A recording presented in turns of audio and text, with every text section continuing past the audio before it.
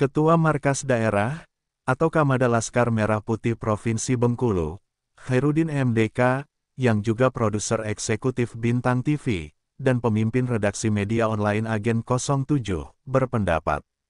Bupati Bengkulu Tengah, Rahmat Riyanto, meski namanya sempat disebut di pengadilan, dan oleh JPU dikatakan pernah menyetor uang kepada Rohidin Mersyah, tetapi diyakini, tidak ada kolerasinya atau keterkaitan, dengan perbuatan korupsi gratifikasi, mantan Gubernur Bengkulu, Rohidin Mersyah, yang saat ini sedang diadili di PN Tipikor Bengkulu.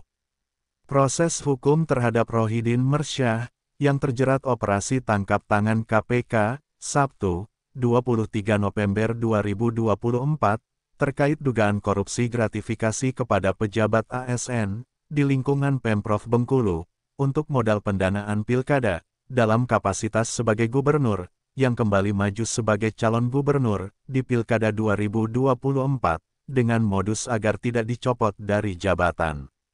Di lain pihak, sebelum maju sebagai calon Bupati Bengkulu Tengah, di Pilkada 2024, Rahmat Riyanto, bukan pejabat di lingkungan Pemprov Bengkulu, yang berada di bawah kekuasaan Rohidin Mersyah, sebagai gubernur, sehingga harus menyetor uang karena takut jabatannya dicopot.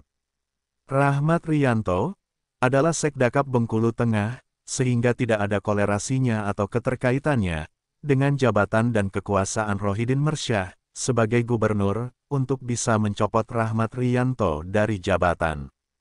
Ngapain juga harus takut sampai harus menyetor uang agar tidak dicopot dari jabatan? Dari mana rumusnya?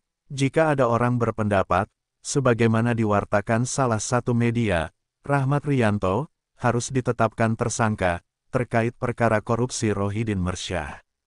Itu pendapat ngawur namanya, kata Khairuddin MDK. Menjawab pertanyaan tentang pemberian uang 2,1 miliar rupiah dari Rahmat Riyanto bersama 3 kepala daerah lain dan salah seorang mantan kepala daerah kepada Rohidin Mersyah yang disebutnya terungkap dalam persidangan, Khairuddin MDK berpendapat. Khusus Rahmat Riyanto diyakini dalam konteks hubungan personal sebagai calon Bupati Bengkulu Tengah dengan Ketua Partai Golkar Provinsi Bengkulu, Rohidin Mersyah, semacam dana operasional kampanye dan saksi partai. Sebab, selain Partai Persatuan Pembangunan atau P3, Partai Perindo, Partai Keadilan Sejahtera atau PKS, dan Partai Gerindra. Partai Golkar, termasuk partai pengusung, saat Rahmat Riyanto maju sebagai calon Bupati Bengkulu Tengah 2024.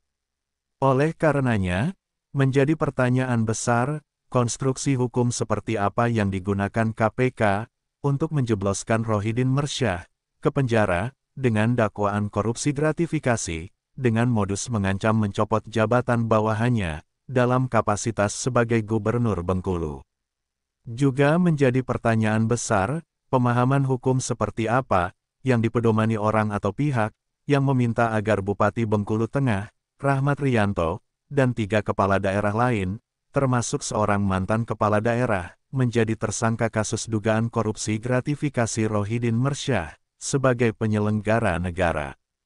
Itu sama dengan pembunuhan karakter kepada Rahmat Riyanto dan 3 kepala daerah lain sebagai bupati yang dipilih langsung oleh masyarakat secara demokrasi melalui Pilkada 2024.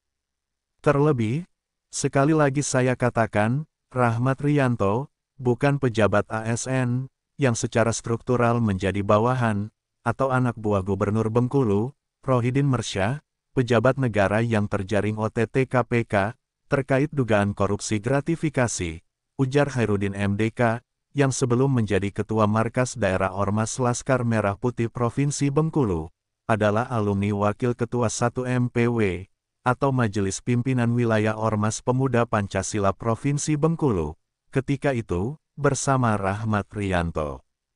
Dari Studio 1 Bintang TV Bengkulu, tim jurnalis Bintang TV, Rozi Syahrial, Yozi Robianto, Yusmawi Yusuf, dan Hasanuddin, serta juru kamera dan video editing, Marco Melandri melaporkan.